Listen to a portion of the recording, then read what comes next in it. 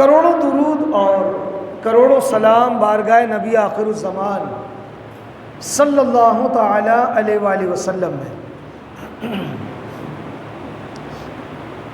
سید عالم نور مجسم نبی مکرم صلی اللہ تعالی علیہ وآلہ وسلم کا فرمان عالی شان ہے کہ بندہ جب تک مجھ پر درود پڑھتا رہتا ہے اللہ اس پر رحمت نازل کرتا رہتا ہے،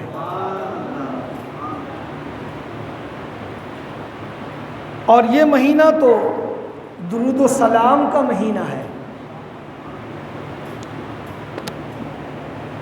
میرے آقا کریم علیہ الصلوۃ والسلام پر کثرت سے درود پاک پڑھیے، بلکہ ذہن بنا لیں کہ اس ماہ مقدس میں روزانہ 1200 والے آقا کے نام پر درود پاک پڑھوں گا۔ اللہ کی رحمت کو حاصل کرنے کے لیے پڑھیے اللہم صلی علی سیدنا مولانا محمد معدن الجود والکرم وآلہ واصحابہ واہل بیتہ وبارک وسلم صلاۃ و سلام علیک یا رسول اللہ۔ آگے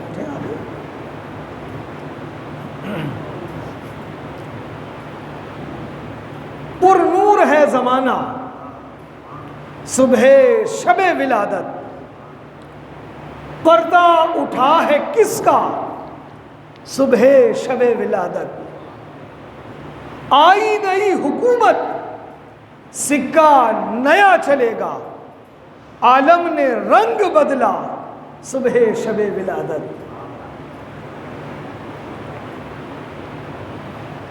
بانٹا ہے دو جہاں میں تم نے ضیاء کا باڑا، دے دو حسن کا حصہ صبح شب ولادت۔ ماہ ربیع النور کا چاند کیا ہوتا ہے، دل کی کیفیت بدل جاتی ہے۔ اسی لیے میرے امام نے کیا خوب کہا، جس سہانی گھڑی چمکا طیبہ کا چاند، جس سہانی گھڑی چمکا طیبہ کا چاند، اس دل افروز ساعت پہ لاکھوں سلام۔ وہ سہانی ساعتیں پر نور لمحوں پر فدا، جب ہوئی آمد جہاں پر 12ویں کے چاند کی۔ سید عالم نور مجسم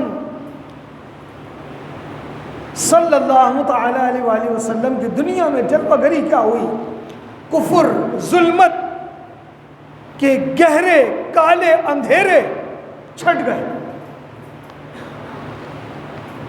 ایک نور کا سما چھا گیا۔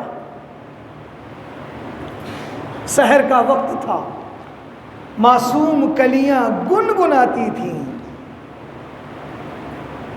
ہوائیں خیر مقدم کے گیت گاتی تھیں، بہر سو نغمہ صلی علی گونجا فضاؤں میں،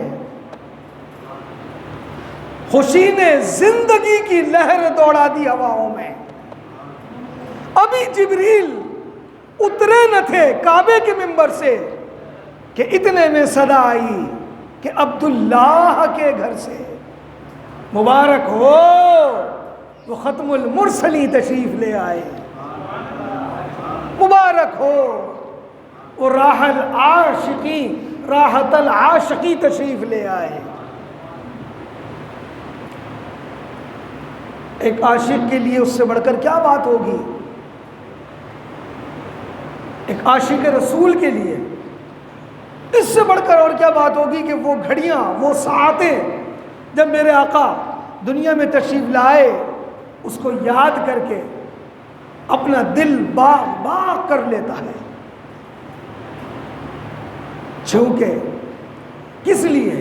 اس لیے کہ محبوب علیہ الصلوۃ والسلام کا دنیا میں آنا یہ ہمارے لیے راحت و نجات کا راستہ اللہ نے عطا فرما دیا. یہ ہم پر اللہ کا بہت بڑا احسان ہو گیا کہ اپنا محبوب عطا فرما دیا. ہر ملک ہے شادماں خوش آج ہر ایک حور ہے، ہاں مگر شیطان اپنے دوست یار چیلے چپاٹے اپنے مریدوں اپنے چیلوں کے ساتھ بڑا غمزدہ ہے. کسی نے کیا خوب کہا ہے نا، کفر و بت مغموم ہے اور باولا شیطان ہے. شادمانی عاشقوں پر 12ویں کے چاند کی. ہر ملک ہے شادماں خوش آج ہر ایک حور ہے، ہاں مگر شیطان بما رفقا بڑا رنجور ہے. اور شادمانی عاشقوں پر 12ویں کے چاند کی. میرے آقا صلی اللہ تعالیٰ علیہ وآلہ وسلم کی دنیا میں جلوہ گری ہوتی ہے تو خوشی کا سما پھیل جاتا ہے. کیا غریب، کیا امیر، کیا چھوٹا، کیا بڑا، کیا بچہ، کیا عورت، کیا مرد، سب ایک ہی اپنے کردار سے اپنے حال سے کہہ رہے ہوتے ہیں نثار تیری چہل پہل پر ہزاروں عید ربیع الاول. عید جو ہوتی ہے نا وہ خوشی کا دن ہوتا ہے، وہ عید ہو بقرعید ہو، لیکن ایسی ساری عیدیں اس 12ویں کے چاند والے آقا کی خوشیوں پر قربان. نثار تیری چہل پہل پر ہزار عید ربیع الاول، سوائے ابلیس کے جہاں میں سبھی تو خوشیاں منا رہے ہیں، سب خوشیاں مناتے ہیں. ہاں ایک ہے جانور ایسا جس کی غریب بیٹی کو جو ہے نا 12ویں کی خوشیوں پہ چراغاں پر جو لوگ خوشی سے مال خرچ کرتے ہیں اس کو ہر سال اپنی شادی یاد آ جاتی ہے. ارے اتنا پیسہ خرچ کر دیا، اتنا چراغاں کر دیا، پوری بلڈنگ سجا دی، پورا محلہ سجا دیا. یہ پیسہ کسی غریب کی بیٹی پہ خرچ کر دیتے تو اچھا ہوتا. یہ سوال ہر سال گردش کر رہا ہوتا ہے جب چاند ہوتا ہے. تو میں نے یہ جملہ کہا نا، ایک ہے ایسا جس غریب کی بیٹی کو جو ہے نا وہ ضد کرتی ہے، وہ بھی 12ویں کے موقع پر اتنا پیسہ خرچ کر دیا میری شادی کرا دیتے. ایسا نہیں ہے. الحمدللہ میں ایسے لوگوں کو جانتا ہوں جو 12ویں کی خوشیوں پر پیسہ تو خرچ کرتے ہیں اور ساتھ ساتھ سارا سال غریبوں کی مدد بھی کرتے ہیں، غریب کی بچیوں کی شادی بھی کرواتے ہیں. یہ ایک پروپیگنڈا ہے کہ جناب اتنا چراغاں پر پیسہ خرچ کر دیا، کسی غریب کو دیکھ لیتے. جبکہ ایسے لوگوں کو دیکھا ہے کہ وہ 1 کروڑ روپے کی گاڑی خرید لیتے ہیں. چند لاکھ کی گاڑی سے بھی کام چل سکتا ہے، کروڑ روپے کی گاڑی لے لی. اس وقت غریب کی بیٹی یاد نہیں آئی. حضور کے میلاد پر بیٹی یاد آتی ہے غریب کی. 4 لاکھ روپے کا آئی فون خرید لیا، جب غریب کی بیٹی یاد نہیں آئی کہ 20,000 کا بھی لے سکتا تھا. اپنے بچے کی خوشی پر پورے محلے میں مٹھائیاں بانٹ دی، پورا بنگلہ سجا لیا. اس پر غریب کی بیٹی یاد نہیں آتی. غریب کی بیٹی کب یاد آتی ہے؟ جب حضور کے میلاد پر خرچ ہوتا ہے. تو اللہ تعالیٰ شیطان اور اس کے چیلوں کے اثر سے ہم سب کو محفوظ فرمائے. میرے پیارے آقا میٹھے مصطفیٰ صلی اللہ تعالیٰ علیہ وآلہ وسلم کی جب اللہ نے تخلیق کا ارادہ فرمایا تو اللہ نے فرشتوں کو، امام زرخانی نے اس کو لکھا، میرے پاس یہ شیخ الحدیث عبد الرزاق بھترالوی رحمۃ اللہ تعالیٰ علیہ کی کتاب ہے. یہ اس کا نام ہے تذکرۃ الانبیاء، بڑی پیاری کتاب ہے. تو فرماتے ہیں کہ جب اللہ رب العزت نے محبوب علیہ الصلوۃ والسلام کی تخلیق کا ارادہ فرمایا، اور امام ابن جوزی نے اس کو نقل فرمایا، بہت بڑے محدث ہیں، کتاب کا نام ہے الوفا، اور روایت کو نقل کون کرتے ہیں؟ حضرت کعب الاحبار، یہ یہودیوں کے بہت بڑے عالم تھے، میرے آقا علیہ الصلوۃ والسلام پر ایمان لائے اور یہودیت مذہب چھوڑا اور حضور کے غلام بن گئے۔ تو جب اللہ نے محبوب علیہ السلام کی تخلیق کا ارادہ فرمایا نا، تو فرشتوں کو حکم دیا، تو وہ فرشتے، یہ کب کی بات ہے؟ جب آدم بھی پیدا نہ ہوئے، مخلوق بھی نہیں تھی، یہ کائنات بھی نہیں تھی، لیکن جہاں محبوب علیہ الصلوۃ والسلام نے مدفن آپ کا جہاں ہونا تھا، مزار رسول کی سفید مٹی ان فرشتوں نے اٹھائی، اور جنت میں ایک نہر ہے، اس کا نام ہے نہر تسنیم۔ کیا نام ہے؟ نہر تسنیم۔ اس مٹی کو نہر تسنیم میں گوندا، اور پھر وہ جنت میں، پھر اسے جنت کی نہروں میں ڈبویا، خوب پھرایا، آسمانوں میں گھمایا، اور اس نور کو، جب وہ نورانیت اس میں پیدا ہو گئی اس مٹی میں، تو اس نور کو آدم کی پیشانی میں نصب کر دیا۔ اب آپ دیکھیں، جب کائنات بنی نا، تو آدم اور حوا اول مخلوق یہی ہے، سب سے پہلے آدم علیہ السلام، پھر حوا۔ تو جب ان کا ملاپ ہوا، تو اللہ رب العزت کی مرضی، اس کی مشیت، اس کائنات کو اللہ نے بسانا تھا، تو حضرت حوا 2 صبح 2 شام ان کے ذریعے روزانہ اس طرح بچوں کی ولادت ہوتی ہے، 2 بچے ایک ساتھ۔ ایک ماں سے جو اولاد پیدا ہو وہ کیا ہوتے ہیں؟ بہن بھائی ہوتے ہیں نا، لیکن اللہ کا قانون ہے، اللہ جو چاہے کرے، وہ ان اللہ علی کل شیء قدیر ہے۔ جو صبح ہوتا تھا ایک لڑکا ایک لڑکی، ایک لڑکا ایک لڑکی، جو صبح لڑکا ہوتا تھا وہ شام والے لڑکی سے اس کا نکاح ہوتا تھا، جو شام والا لڑکا ہوتا صبح والی لڑکی سے، وہ بہن بھائی نہیں تھے سگے، لیکن ماں باپ وہی تھے، اللہ کی مرضی۔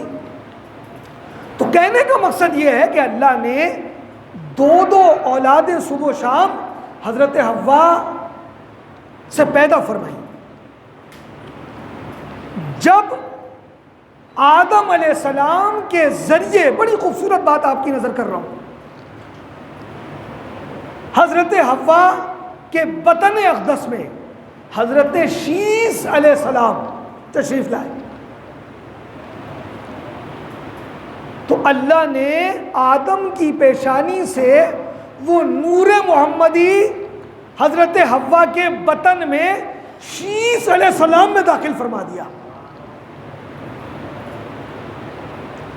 اور مزید کمال دیکھیں، 2 کر کے اولادیں پیدا ہوتی تھی نا، تو وہ نور جو ہے نور محمدی، وہ تقسیم نہ ہو 2 حصوں میں، اللہ نے شیس علیہ السلام کو اکیلا پیدا فرمایا، وہ اکیلے پیدا ہوئے، نور کی تقسیم نہیں ہوئی۔ اب آدم علیہ السلام سے لے کر شیس علیہ السلام، شیس علیہ السلام سے نوح علیہ السلام، نوح علیہ السلام سے ابراہیم، نبیوں کے ایک وہ ہیں آدم علیہ السلام، اس طرح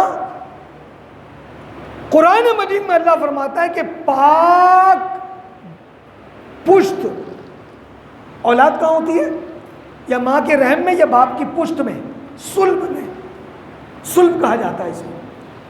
ان پاک صلب سے پاک رحموں میں اللہ منتقل کرتا رہا. اور محدثین نے اس کو لکھا، اس سے مراد ان کی ظاہری طہارت نہیں ہے، وہ تمام لوگ جو میرے آقا کریم علیہ الصلوۃ والسلام کے آباء و اجداد ہیں، حضور کے والد عبداللہ، ان کے والد مطلب عبد المطلب، ان کے والد حضرت ہاشم، پھر عدی، پھر عدنان، اس طرح جو سلسلہ نسب عدنان تک میرے آقا نے خود بیان فرمایا. اور بعضوں نے یہ کہا کہ یہ اسماعیل علیہ السلام کی اولاد تھے. باقی آدم علیہ السلام تک میرے آقا، ان کے والد، ان کے والد، ان کے والد، ان کے والد، اس طرح حضور کی والدہ آمنہ، پھر ان کی والدہ، ان کی والدہ، ان کی والدہ، یہ سب طیب و طاہر اور پاک اور مطہر تھے. ظاہری پاکی مراد نہیں، اس سے مراد کیا ہے کہ ان میں کفر کی نجاست بھی نہیں تھی، وہ سب اہل ایمان تھے.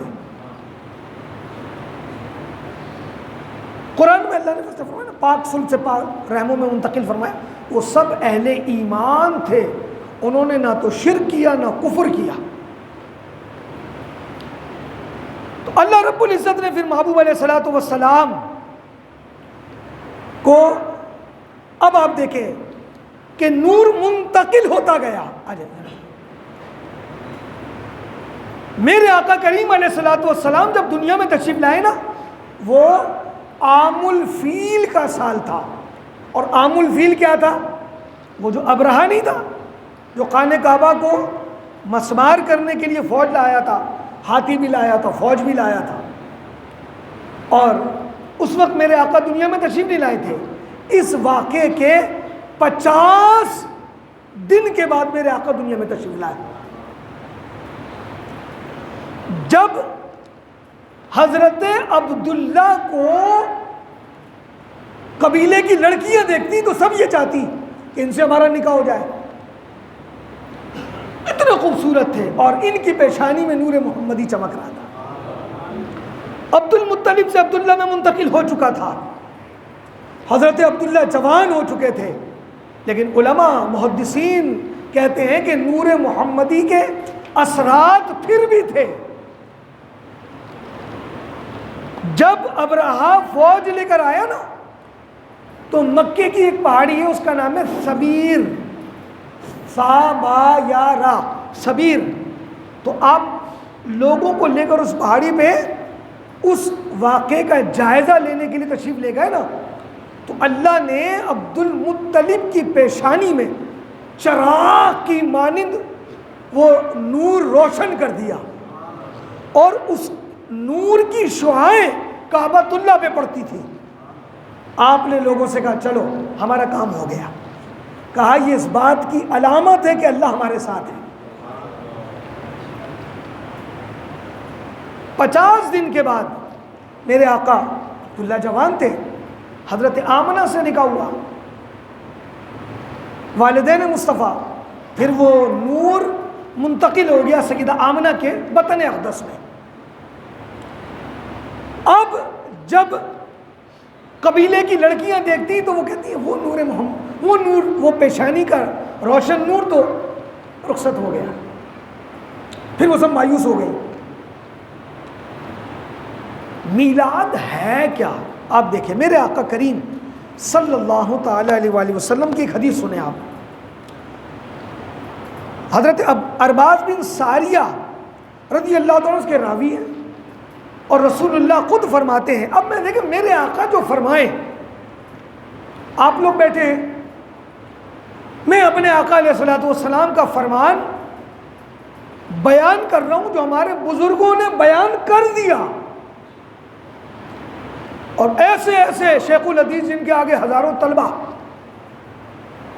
محفل لگی ہے اور حضور کا وہ قول بیان ہو رہا ہے. میرے آقا علیہ الصلوۃ والسلام نے فرمایا میں اللہ تعالیٰ کے ہاں اس وقت بھی خاتم النبیین لکھا ہوا تھا کہ جب آدم مٹی اور پانی کے درمیان کیچڑ میں تھے، تب ان کی تخلیق ہو رہی تھی، آپ کا خمیر تیار ہو رہا تھا، میں اس وقت بھی اللہ کے علم میں نبی تھا. تمہیں اپنے اول امور کی خبر دے رہا ہوں کہ میں ابراہیم علیہ السلام کی دعا ہوں اور عیسیٰ علیہ السلام کی بشارت ہوں اور اپنی ماں کی رؤیا یعنی خواب ہوں. میری ماں نے مجھے خواب میں دیکھا جو آپ نے اس وقت دیکھا جب مجھے جنا کہ آپ سے ایک نور ظاہر ہوا جس سے شام کے محلات روشن ہو گئے. وہ نور مصطفیٰ تھا جس سے روشنی پھیل گئی.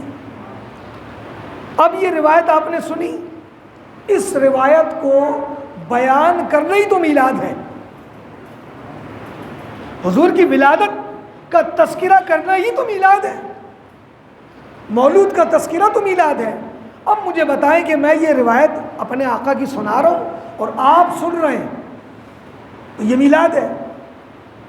یہ شرک کیسے ہو سکتا ہے؟ یہ بدعت کیسے ہو سکتا ہے؟ اور اگر حضور کی ولادت کا تذکرہ میں کہتا ہوں تو یہ تذکرہ کرنا تو شرک کی کاٹ ہے. شرک اسے کہتے ہیں کہ اللہ کی ذات و صفات میں کسی کو ملانا. اللہ کیا پیدا ہوتا ہے یا پیدا ہوا یا اس کا جنم ہوا؟ حضور کا جنم ہوا, حضور کی پیدائش ہوئی. تو حضور کی پیدائش کا تذکرہ تو ایسا ہے کہ جیسے شرک کی کاٹ کرنا. حضور کا تذکرہ ہے, یہ میلاد ہے. پھر اب جب لوگ جمع ہو جائیں تو ہم کچھ میٹھے کا انتظام کر لیں, یہ محفل میلاد ہے. کھڑے ہو کے سلام بھیج دیں اپنے نبی پر, یہ محفل میلاد ہے. دم میں جب تک دم ہے ذکر ان کا سناتے جائیں گے انشاءاللہ. خاک ہو جائیں عدو جل کر مگر ہم تو رضا, دم میں جب تک دم ہے ذکر ان کا سناتے جائیں گے. چونکہ ہمیں اپنے آقا سے پیار ہے, ہمیں اپنے آقا علیہ الصلوۃ والسلام کی ولادت کی ان ساعتوں سے پیار ہے. ہم میرے آقا کریم علیہ الصلوۃ والسلام کی ولادت کی یاد مناتے ہیں, منائیں گے اور مناتے رہیں گے انشاءاللہ. تو رہے گا یوں ہی ان کا چرچا رہے گا. اللہ یا رسول اللہ, یا رسول اللہ, مرحبا مرحبا مرحبا مرحبا یا خود اپنے آپ کو بھی سجائیں, 12ویں کے لیے نیا سوٹ سلوائیں, عید کا سما پیدا کریں, اپنے گھر کو, سواری کو, دکان کو, سب کو سجا دیں اور بتا دیں کہ ہمیں اپنے آقا سے پیار ہے اور ہم اپنے آقا علیہ الصلوۃ والسلام کی ولادت کا چرچا کرتے رہیں گے. آمین بجاہ سید المرسلین وما علیہ الا البلاغ.